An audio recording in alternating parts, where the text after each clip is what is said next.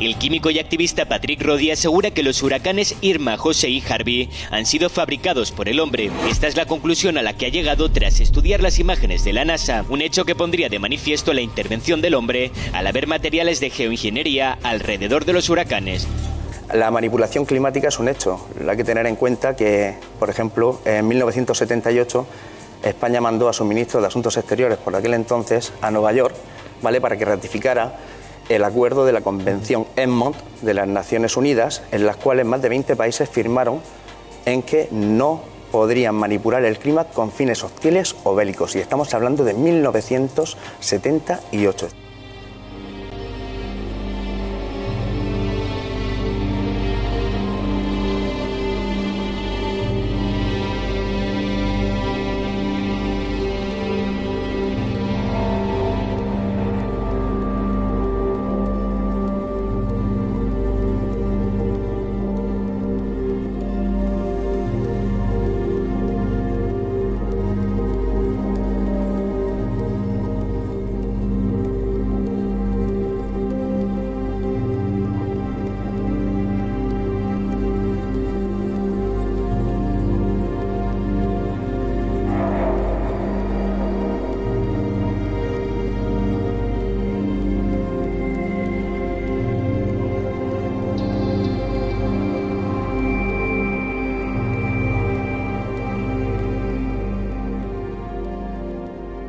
When you have water vapor and you have dust particles or ice crystals, you can precipitate rain.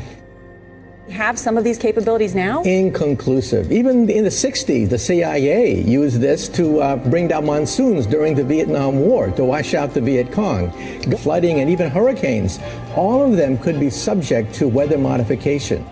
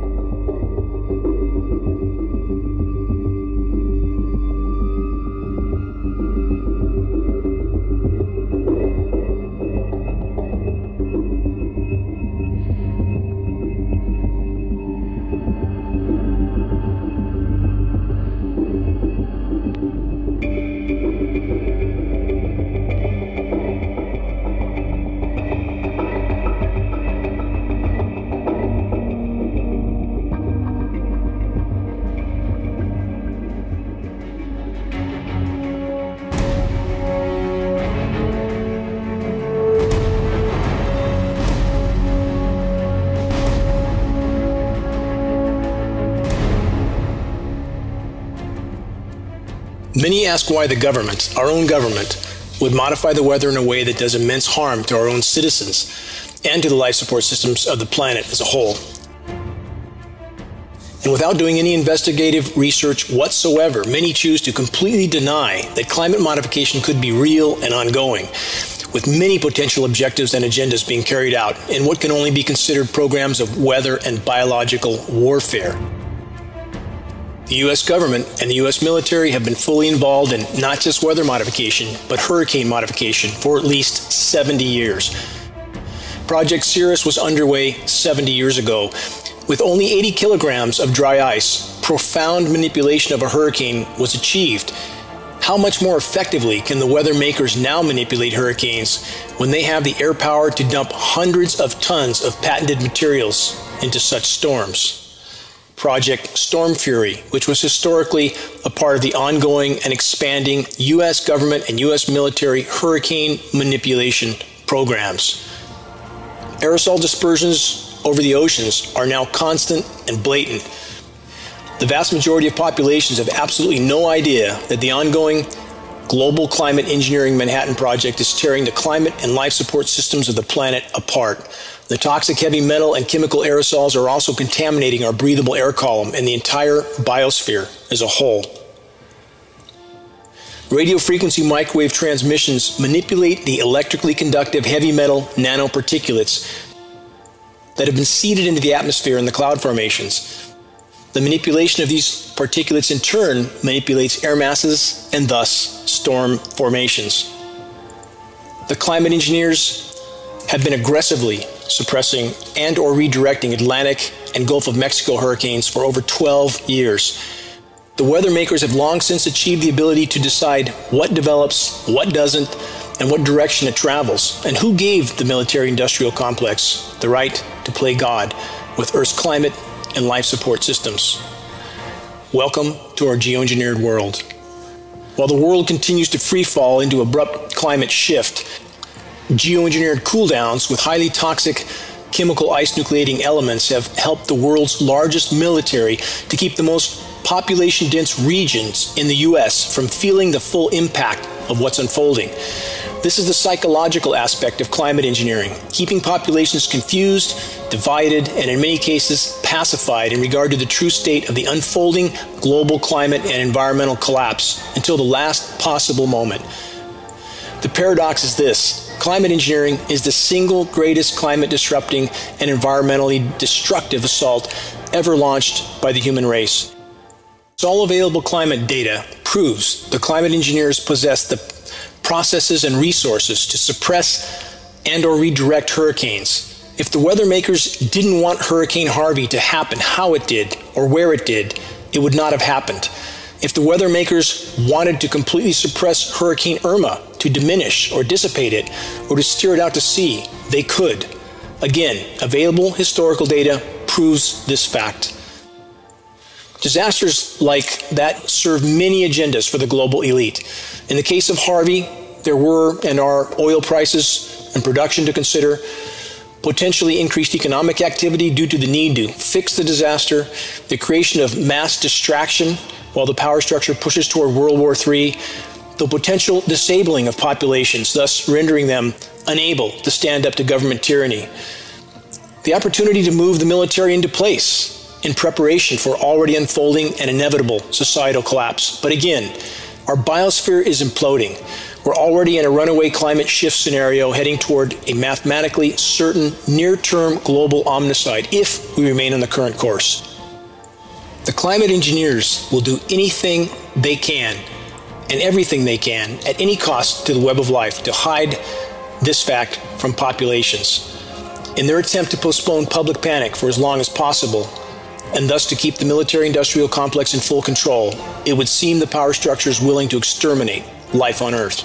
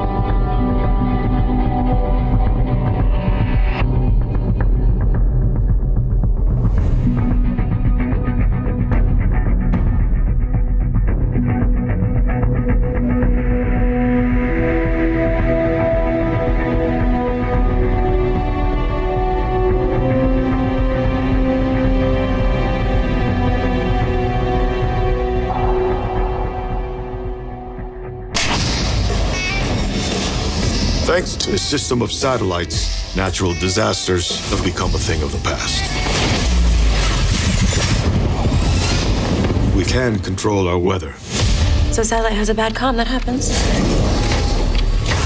Not a satellite, all of them. This wasn't a malfunction. It was intentional. There's potential for catastrophic weather events on a global scale. A geostorm.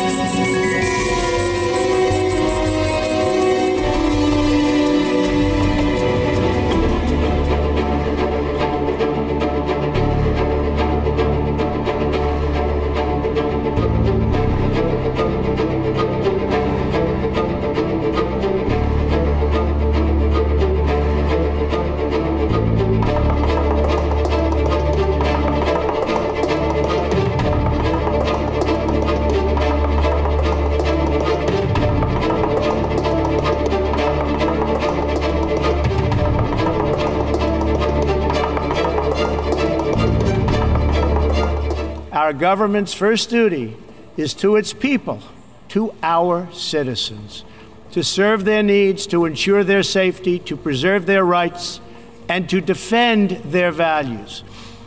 As President of the United States, I will always put America first.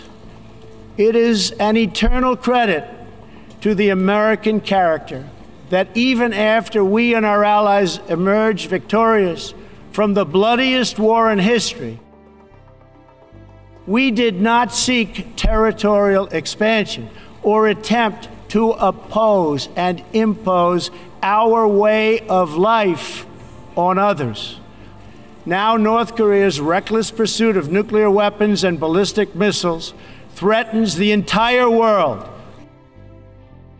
with unthinkable loss of human life. The United States has great strength and patience, but if it is forced to defend itself or its allies, we will have no choice but to totally destroy North Korea. It is far past time for the nations of the world to confront another reckless regime. The Iranian government masks a corrupt dictatorship behind the false guise of a democracy. Its oil profits go to fund Hezbollah and other terrorists that kill innocent Muslims and attack their peaceful Arab and Israeli neighbors. We must deny the terrorists safe haven, transit, funding, and any form of support for their vile and sinister ideology. We will stop radical Islamic terrorism because we cannot allow it to tear up our nation and indeed to tear up the entire world.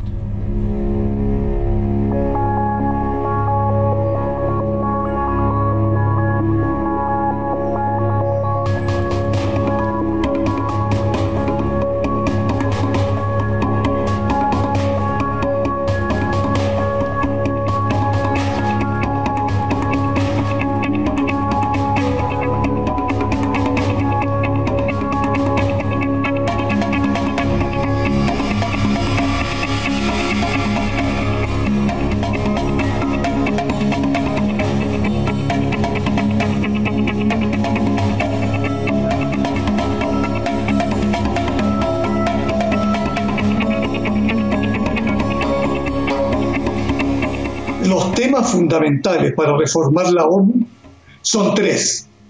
Primero, si el terrorismo va a ser definido exactamente respecto a los países que lo propician. Segundo, si se seguirá aceptando que la intervención en otras naciones ocupando ilegalmente territorio sea permitida. Y tercera, y la más importante, cómo se decidirá si una nación acepta o no estos requisitos, estas medidas. La resolución palestina sobre Israel no ha sido tomada en cuenta. Tampoco se ha tomado en cuenta que hoy día existe una intervención u ocupación ilegal por parte del régimen estadounidense en Siria o Irak. Tampoco se ha tomado en cuenta que Arabia Saudita invade países, detona bombas y elimina personas. Es decir, en este momento, uno de los temas principales tiene que ser cómo se hace efectiva toda resolución de las Naciones Unidas.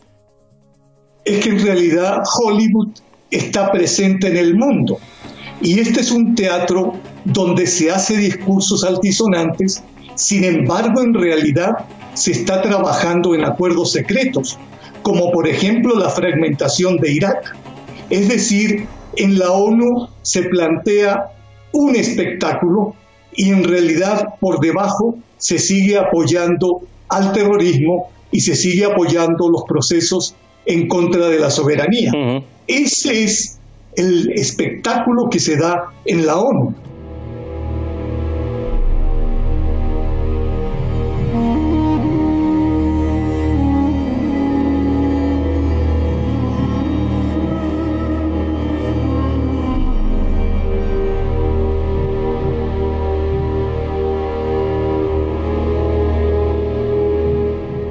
All this stuff from Trump and May this week about the need for UN reform is related to the plan to move and morph the UN into a fully fledged world government, a centralized dictatorship dictating to every community and every country. So that's what we're seeing now. This word reform is a classic buzzword for this hidden hand. Remember how Tony Blair was always talking about reform, reform, reform.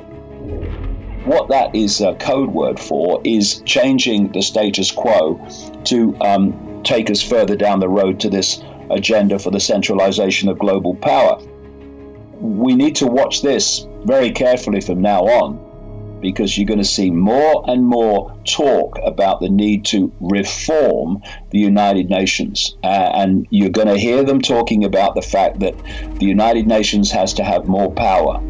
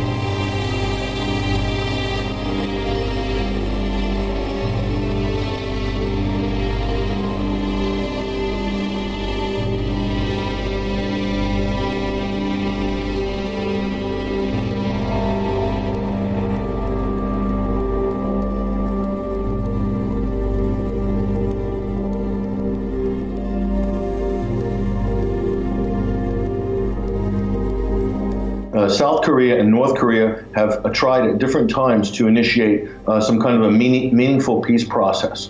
And almost at every turn, the United States will intervene in one way or another to try to break up that sort of bilateral negotiations between the North and the South. The United States has a demilitarized zone between the North and South Korea with 30,000 troops and military contractors and civilian personnel based there. They have a base in Okinawa. They have a base in Japan. They have a base in Guam. They have a base in the Philippines.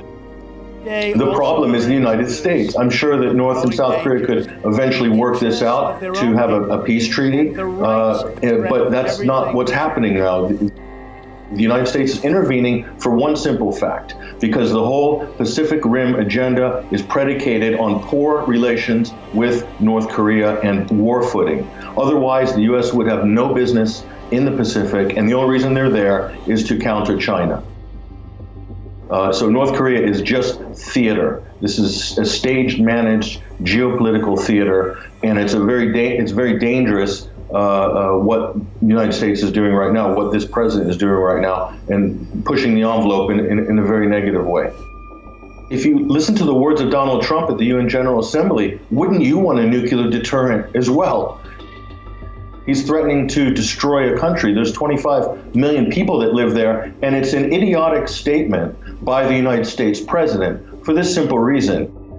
If you nuked North Korea, you would also create huge nuclear contamination that would kill so many people in the South. It would make huge areas uninhabitable and parts of China. It's not going to happen. Everyone knows the United States is not going to nuke North Korea.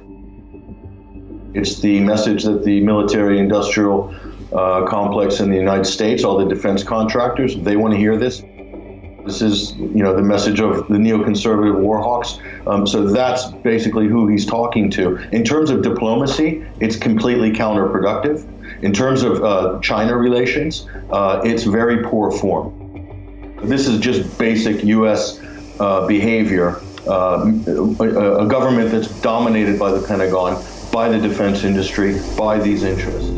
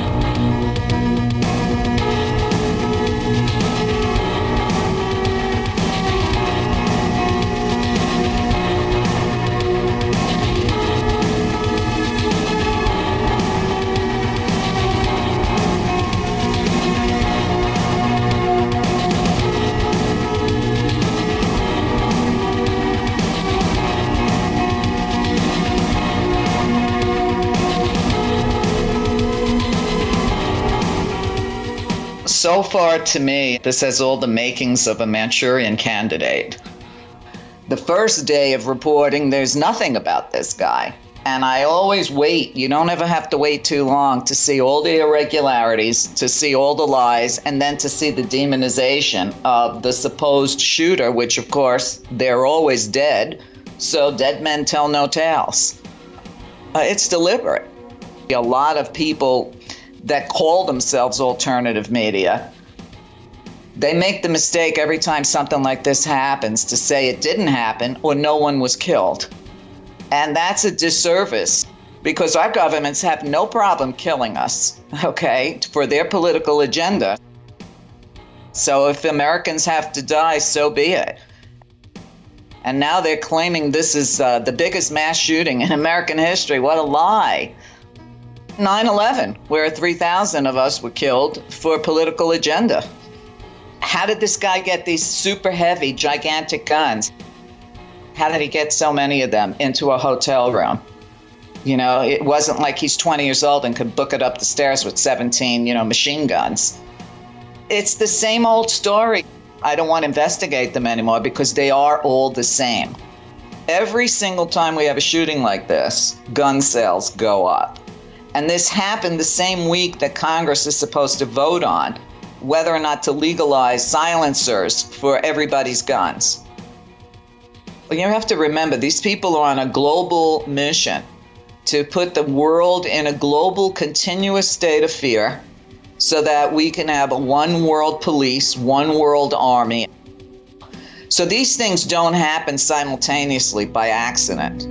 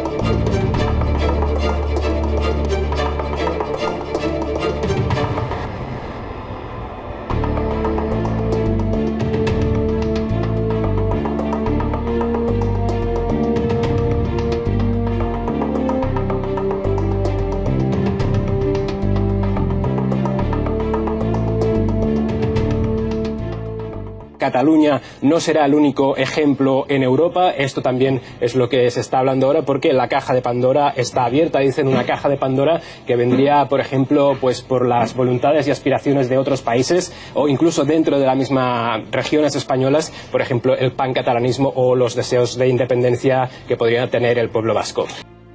Yo pienso que ahora mismo la Unión Europea está jugando un doble juego.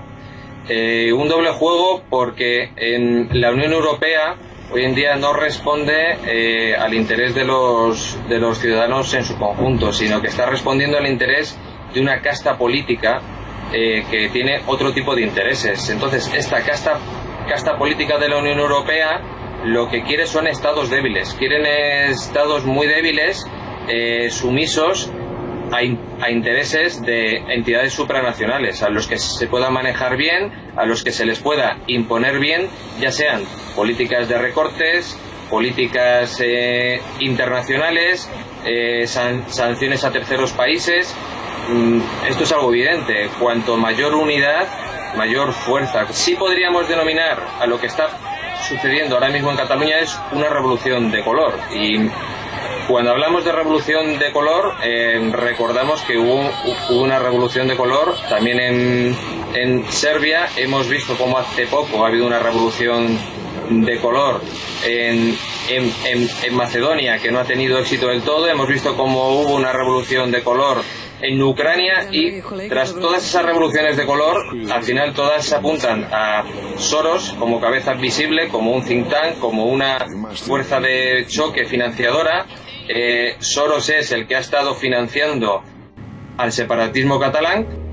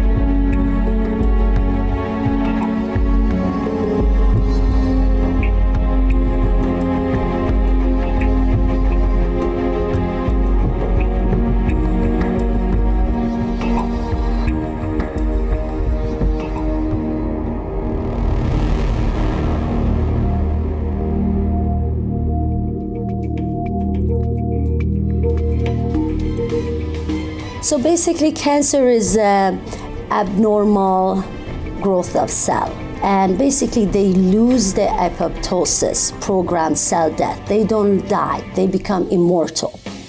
And your body's immune system usually take care of the abnormal cell in your body. We do all have about 10 to 100,000 abnormal cells every day. But our immune system's job is to get rid of those cells if your immune system is perfect. If you don't have virus that is already trying to fight, if you don't have too much chemical or other stuff going on in your body. Then they keep growing and growing, increasing in number, and then you get a tumor. And so the tumor really is a result of a lot of years of things going wrong. Suppression of immune system, exactly. Cancer is the major breakdown in systemic communication. So what happens with the cancer, when the communication is running correctly and our lines of communication are open, then the body detects that growth on an early stage and suppresses it. However, when the lines are broken, that's when it happens that the body does not see the developing tissue until it is too late. The present orthodox view is that cancer is a lump or a bump. That's the cancer. And if that's the assumption. Now, if that is true, then to get rid of cancer, all you have to do is get rid of the lump or the bump. And hence we have surgery. Well, that gets rid of the lump or the bump. Or we have chemotherapy, which poisons the lump or the bump. So we got rid of it. Or we have radiation, which burns it and got rid of it.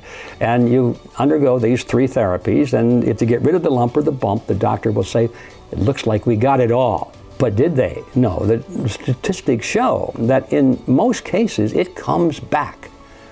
They didn't get it all because that was never the cancer in the first place. What is a cancer cell and where does it come from? Well, we used to think that any cell could become cancer except for a few limited ones. We thought that if you irritate a cell enough and damage its DNA enough, it'll become immortal and just keep growing.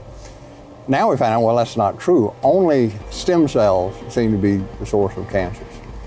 If you damage the DNA of the stem cell, it'll become immortal. And then it just keeps producing more and more cells. It wakes up and it's producing lots and lots, thousands, millions, billions of cells. And it becomes a cancer. The trouble with chemotherapy and conventional treatments is they have no effect on the cancer stem cell. They only kill the daughter cells, the cells that are produced by it.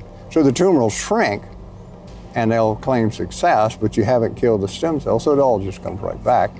And what they found is when it comes back infinitely more aggressive than it did before. So stem cells are the key, and chemotherapy and radiation actually enrich stem cells. Despite this fact, as we've already learned, many doctors from countries across the globe might even lose their license if they do not prescribe chemo and radiation. Are you beginning to see the way that Big Pharma has its tentacles throughout this medical cartel, especially when it comes to chemotherapy? There are many physicians who are truly authentically motivated to want to help people, but there is this pervasive fear that they are going to be discredited and ostracized in their own community, and when they start to embrace some of these alternative philosophies. So that's a strategy that's used to suppress this type of information. When you've got tens of billions of dollars of revenue, there is no limit to the clever and sophisticated techniques that you can acquire to manipulate the masses. From the very onset, from the very planning of chemotherapy, from the very scientific approach, it is a deception. It is an unethical, deceptive business that creates illusions for millions of people, and every scientist involved in it. I'm not blaming the doctors. They sometimes don't have the education to go at that length. But every scientist knows that it is a huge fraud. Yes, modern medicine is a business. And just like any business, the goal is to grow this business and also to eliminate competition and to maintain the monopoly. Chemotherapy uses the most powerful toxins known to humans, and these toxins, of course, are being sold to us as substances that can kill cancer cells. And also the very substances that are being used to fight cancer are cancer-causing chemicals. So instead of eliminating cancer or curbing cancer, we are inducing, generating new cancers. And you'll never have an oncologist ask, well, what caused this? And let's get rid of what caused it. You'll never hear that question. They only have one thing, and that is kill cancer cells. Well, what caused the cancer cells? Why did this occur in the body? Obviously, the immune system was suppressed, so are we going to unsuppress the immune system? Are we going to stimulate the immune system back into action? So there are many things to do other than just give a poison to the body to kill cancer cells.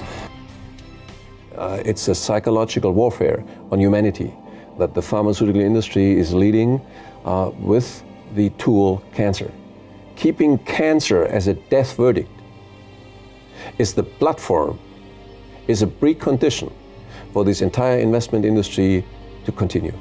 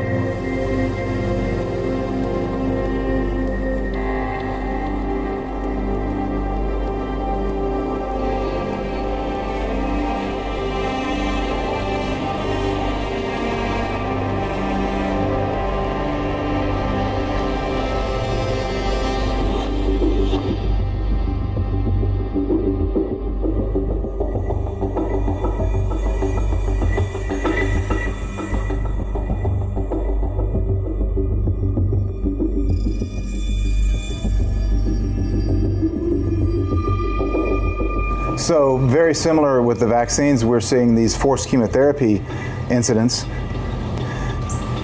They're linked, aren't they? It's yes. an overarching government, tyrannical government, that comes in and says, you don't have any choice, we're going to tell you what's best. But the so-called science-driven medicine is being forced upon you now in absolute violation of the American Medical Association's Code of Medical Ethics, which says that the patient must be given the choice, the patient must be informed. Where parents are being told you must submit your children to these interventions, whether you like it or not. What if someone was going to take your child from you? What if they're going to inject and expose your child to harmful toxins that could threaten their life? What if you knew the treatment they would force could take your child's life? What would you do? This was the heart-wrenching situation that Todd Jones faced when his 2-year-old daughter, Janae, was diagnosed with acute lymphoblastic leukemia. We said, okay, let's get her on the treatment. And the treatment it's an intensified treatment for 30 days where they use vincristine, chemotherapy, and steroids. And that little child just got loaded up with that stuff daily.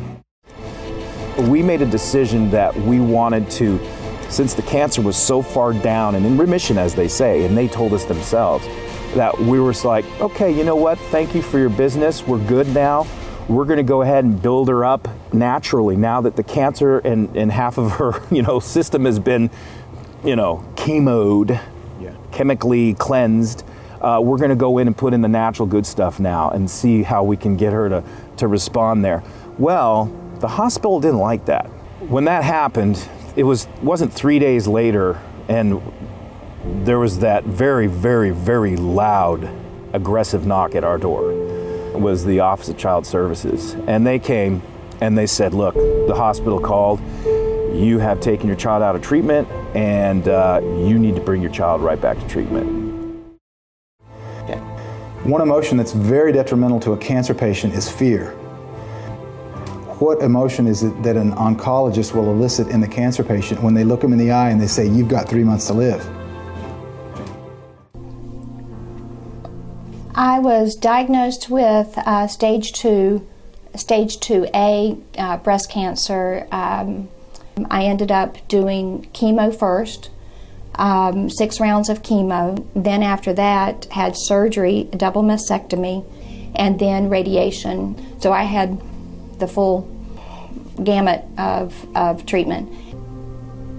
I just thought, this isn't working, and how can you feel so bad? And I thought, I just want to close my eyes, and I just don't want to wake up the next day and do this again. And I thought, this is not really a way of living. This is being poisoned, and I felt it and just didn't have the courage to stop it. At that point, that's where Ty Bollinger and Chris Wark and even Kelly Turner's book had just come out, and then that's when I stopped the chemo. I've watched all of Ty's documentary, the whole entire thing, several times, and a big thank you to each and every one of those doctors who participated, because they truly saved my life. Eventually, medicine will come to terms, humanity will come to terms with the fact that healing comes from within. And that us, the doctors and the clinics and the medications, are the ones that facilitate that process of healing. So it doesn't belong to us. It belongs to you as a patient. And my true role as a practitioner is to empower and facilitate that healing within.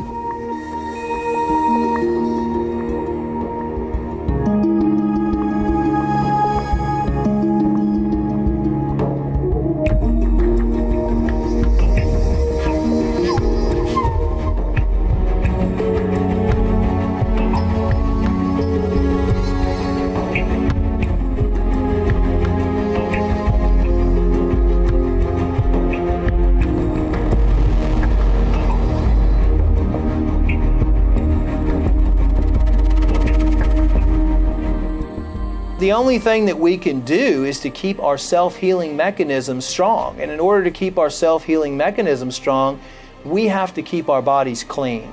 It all comes back to simplicity. No disease can exist inside of a clean body. But how do we get our bodies clean? It's through detoxification. And the most important step for the human body is daily, gentle detoxification. Your large intestine is the mother of all organs. It houses almost 60% of your immune system. Step 1, we must cleanse our colon. Steps 2 and 3 are the kidneys and the liver. Liver cleansing is probably one of the most effective ways of boosting your self-healing mechanism. Each liver cleanse is going to boost the liver production and efficiency by 10 to 15%. So detox step number 4 is to clean the lymphatic system. And step number 5 is a parasite cleanse. You have 2 kidneys, 1 liver, you have 100 lymph nodes. Okay. And if you don't clean out those lymph nodes, there's no way to then drain the tissues. So if we clean the colon, clean the kidneys, clean the liver, lymph nodes would be the last thing to focus on. And then we would do a parasite cleanse as well after the first liver cleanse, because we knew that then the intestines would be ready to expel them, and then the liver would be able to deal with the toxins produced by the parasites once we start killing them off inside the body. You have to clean up the body. If you don't detoxify the body, then there are too many things in the way for the body to function correctly, and most of these toxicities are causing a detrimental effect in the body, like increasing oxidative stress, etc., etc. Generally speaking, a person that has cancer, they have a suppressed immune system. The immune system has been damaged and it's lower. So we want to repair that immune system. We want to get it back up. So the modulation of the immune system is key, because you cannot have cancer if you have an adequate and functioning immune system. The only permanent cure to cancer is your immune system. And nutrition gives your immune system the firepower it needs to keep you well. So without nutrition, you're fighting with no weapons. I always tell my patients to eat the rainbow, because every pigment in fruits and vegetables actually enters the nucleus of the cell and interacts with your genes, which is why it matters what you eat, right? So if you just eat the rainbow and half your plate is colorful fruits and vegetables, Blueberries, spinach, kale, carrots, tomatoes, persimmons, pomegranates. If you eat color, you are going to also get these phytochemicals. Oregano, thyme, ginger, turmeric. All of the culinary spices not only aid your digestion, but they also have these powerful chemicals. Carnosol is found in rosemary, for example, a very powerful anti-cancer chemical. So we can easily make our diets talk to our genes. Really easy. Anybody can do it. If we're regular people, substance and energy of planet Earth. And the molecules are all from planet Earth and the energies are all from planet Earth. So, what's going to work best in your Chevy if it's broken? Chevy parts! If the body is broken, do we put in original body parts, which are original molecules and original energies? No! We take them and we twist them a little bit so we can patent them, and of course they don't fit quite right anymore if it's a molecule, or we use an energy that isn't natural to the body, and we expect the body to heal with that? The big C word is never a death sentence. There's always a path. There's always a path. Some people are living with cancer as a chronic illness, right? So that's fine. It's the same as living with diabetes or high blood pressure or high cholesterol. If we can manage it and keep it at a microscopic level, you carry on with your life. It is not a death sentence. For me, radiation was not an option. I started doing my own research, immediately went on an organic diet, just decided I'm going to start to cleanse, and I'm not going to follow doctor's orders. And that would be my advice to anyone who has prostate cancer, is if you're recommended to have a prostatectomy or radiation or a chemotherapy, I declined all of that, and I immediately started cleansing, detoxing. I'm pretty much cancer-free. I feel great. I've lost 25 pounds. And I came to San Diego basically to say thank you for, for what you're doing, because it's amazing. I probably, had I not read your book and listened to the DVDs, probably would have followed doctor's orders. There are answers, there are solutions, and there are roads to full recovery for all types and stages of cancer. With a full understanding of the treatments and preventions, with knowledge of the science and documented evidence that supports the validity of this path, an amazing opportunity exists to see lives restored.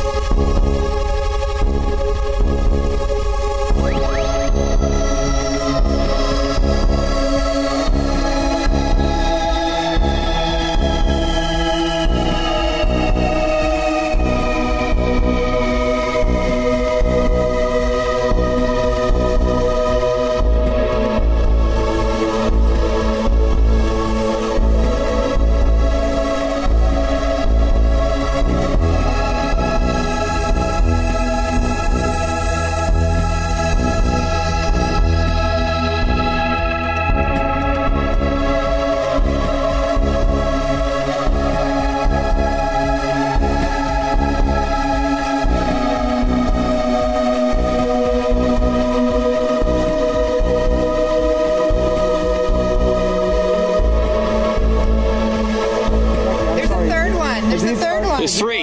There's 4. Four. Launching one after another. 1, 2, 3, 4. If you look up, tell me if you see these. And those are not jets. Those are not. No, they're not. They're silent. There's no noise.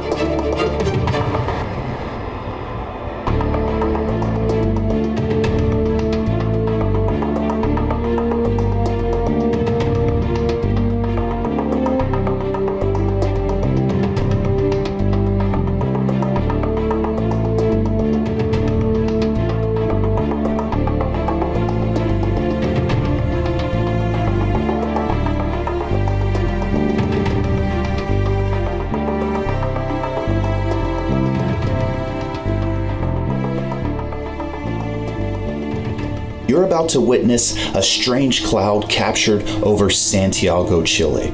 Now this cloud seems to separate into 2 pieces right about sunset over Chile.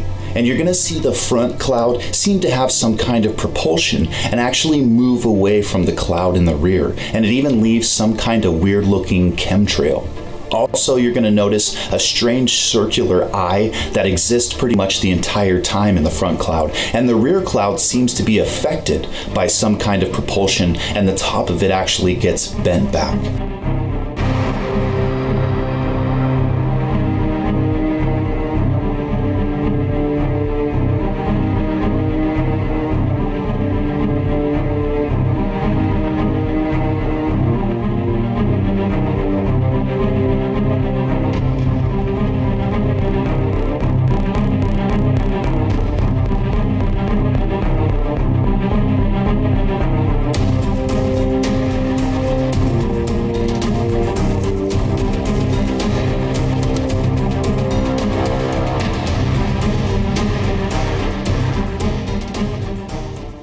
Un exalmirante de la Marina, el señor William Tompkins, nos decía que estábamos, la humanidad, siendo observada por seres que se encontraban viajando alrededor del universo y en especial, incluso dentro de nuestro sistema solar, dentro de una especie de naves esfera disfrazadas de planetas o de asteroides incluso, algunas de mayor y otras de menor tamaño.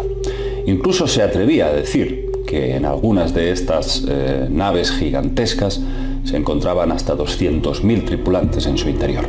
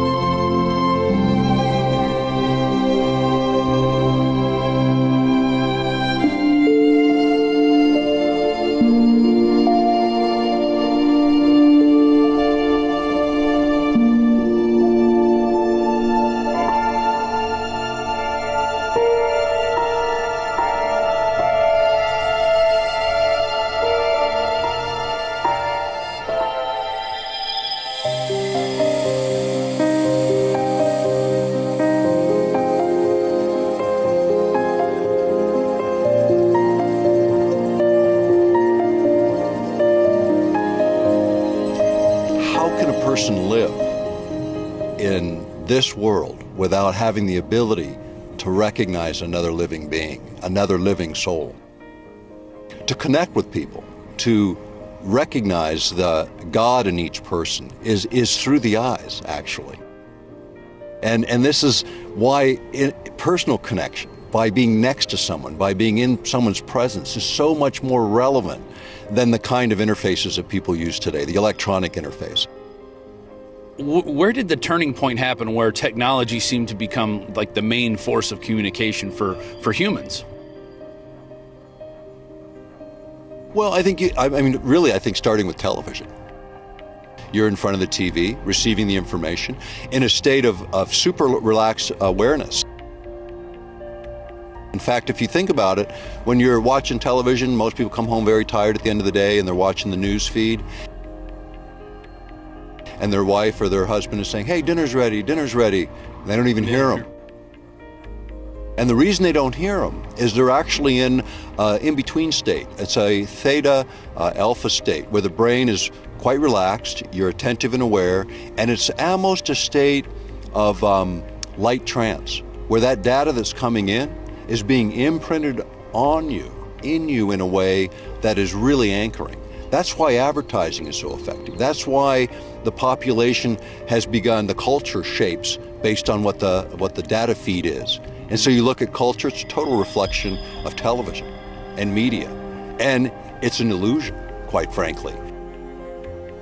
And that illusion sort of takes us further and further away from our humanity, our ability to connect with people. I think that's sort of where it begins.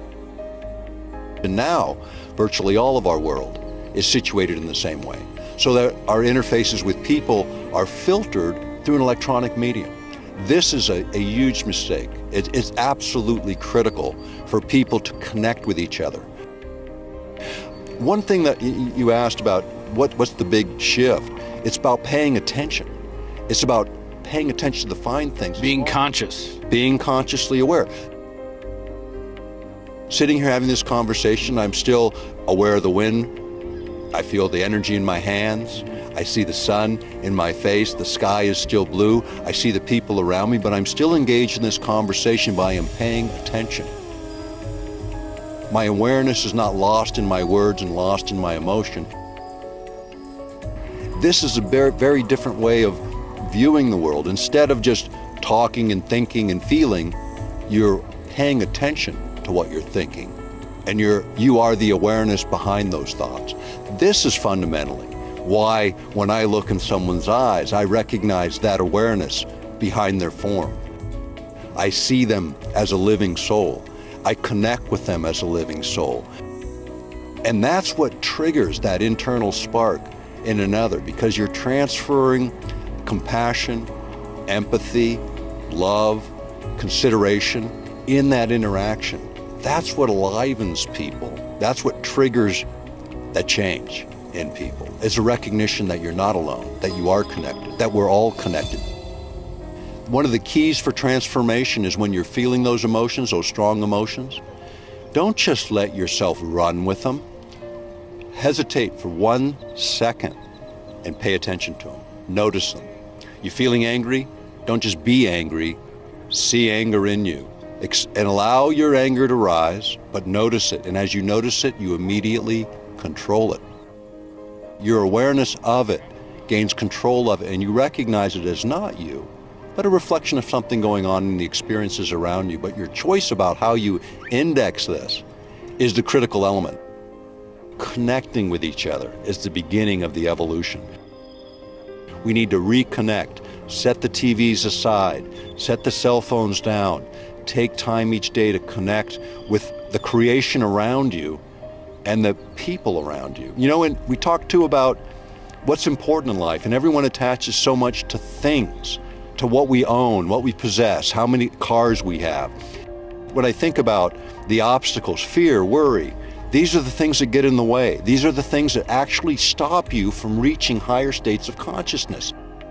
Because as soon as you run into fear, the possibilities, you go into a flight or fight response, the possibilities of intellectually, emotionally, and on an aware level, a conscious level, connecting, evaporate. That's why the media always throws fear, anger, hatred our way. because that's what they want to trigger in you. That's what they want to take from you. Because in taking that and allowing yourself to fall into that, you lose the dimension of humanity. We're a microcosm of this entire creation. And in this small focal point we call our body, our carriers, we can express that through the soul that we are. And we can connect to the souls that live around us. And everyone we touch with our voice, with our thoughts, with our words, and with what we do.